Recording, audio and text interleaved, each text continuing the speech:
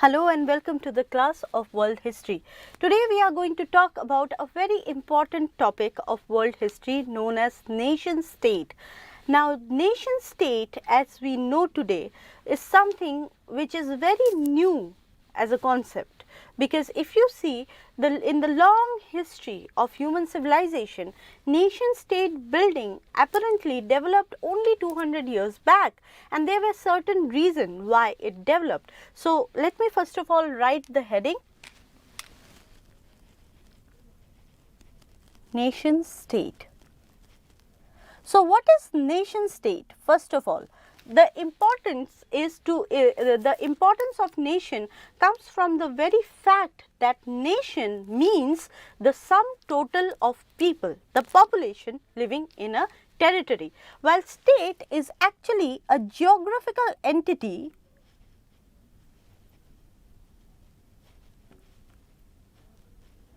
when we talk about nation, we are talking about people. As such, what is nationalism? Nationalism is the feeling where you want to work for the people of a state. That is nationalism. But in 18th century, there were many reasons or many causes why the feeling of nationalism was developing, and finally we see the growth of nation state.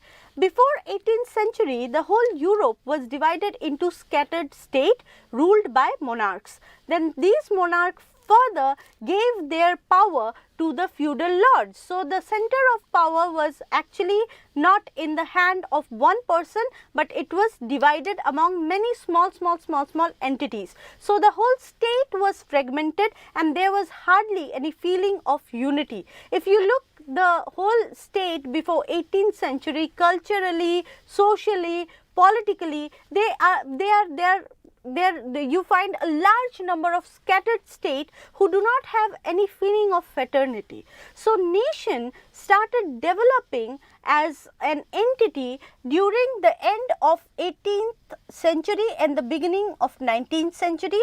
In our previous classes, we have already talked about Renaissance, Reformation, Enlightenment as movement which made people to think about their state of affair, their political state of affair, social state of affair, cultural state of affair. And many thinkers and philosophers at that time believed that the power should be in the hand of people instead of being in a hand of an entity or a monarch which was not working for the welfare of the people. Now, in such a circumstance, we see the growth of two major revolutions. American Revolution, which worked for republicanism and democracy, it ended the colonialization of Britain over the states of America. And then we saw French Revolution, which was a revolution against monarchy, against a rule which did not work for the welfare of the people. These two revolutions inspired the mind of the people and became the foundation on which nation state was established. So, what is nation state? It is nation, as I told you, is sum total of people on whom the sovereignty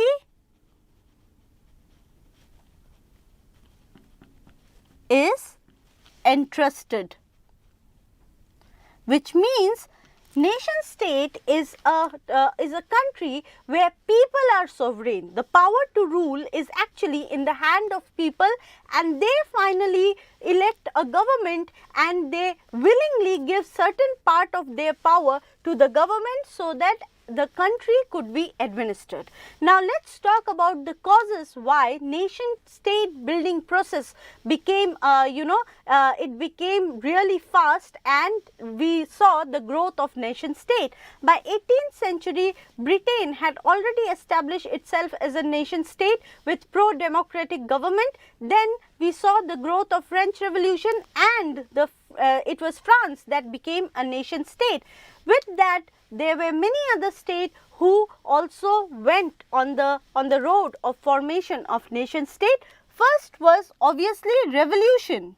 First cause for the formation of nation state were the revolutions. The American Revolution, the French Revolution, that ignited the mind of people, and they realized that the power to govern themselves should be in their hand. Whatever administrative decision is taken, it should be taken with the will of the people. So, this revolution became the first reason why nation state building took place. Second, Napoleonic War.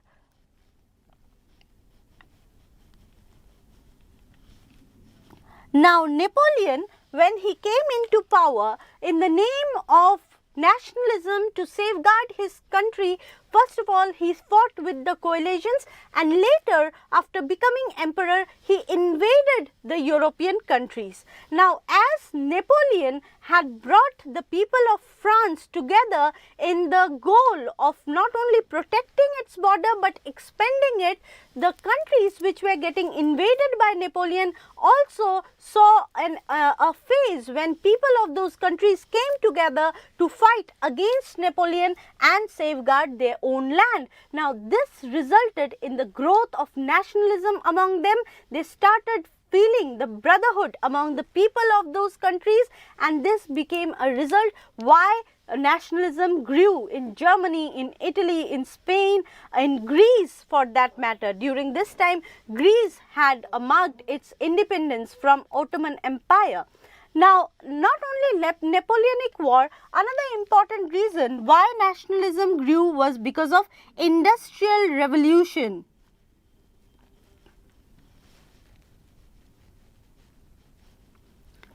With the growth of Industrial Revolution, European businessmen were actually searching for market to sell their product. Now, search of market was not a small task. It needed the help of the government, it needed the help of the civilian population who would come and join the venture, go for a voyage and search for colonies. This industrialization not only brought people together in the growth of the country in economic development, but it also led to a fierce competition between countries. But this competition was actually the reason why nationalism developed between the countries. With the economic growth, each European country jumped into the competition for getting more and more colonies for themselves, and imperialism developed. This imperialistic behavior of the countries also resulted in nationalism. The fourth important reason was the War and Absolute Monarchy.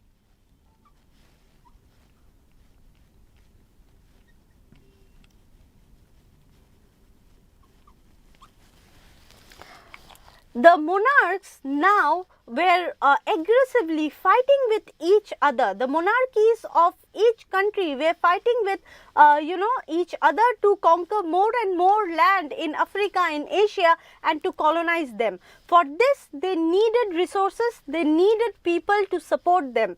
And how did they do it? They glorified nationalism, and by glorifying nationalism, they went to the people with the idea that for glorifying their nation, they should support absolute monarchs who were fighting battle for the glory of the nation, and this also resulted in the growth of nationalism during this time. So, if you look into the history, these four reasons were the very important reason why nationalism developed, but one more reason that I would suggest you should write is the revolutionary thinkers.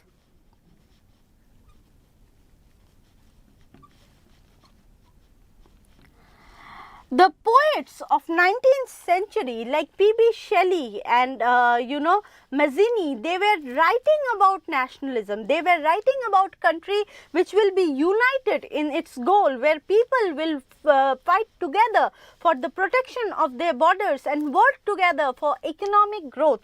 These revolutionary thinkers, writers and poets not only ushered the era of romanticism in literature, but they also glorified freedom fighters, martyrs, army and war, which resulted in the growth of nationalism among the countries. So, this is all about the nation state building, and with that, by the time we come to 19th century, we not only see the growth of two important countries, Germany and Italy, where the fragmented, as I told you earlier, under monarchy, the state was fragmented into feudal system. These fragmented states will come together and they will form two mighty countries like Italy and Germany, and that will lead to the climax of nation state building. Not only that, many states in Europe will ask for freedom and they will become free from their mother countries, like Poland will ask for its freedom, then Greece will become free from Ottoman Empire, and many new nations will come up. This will set the stage for First World War, which we are going to talk in future. But I hope this class was helpful, and we will see you in another class with one more topic of world history.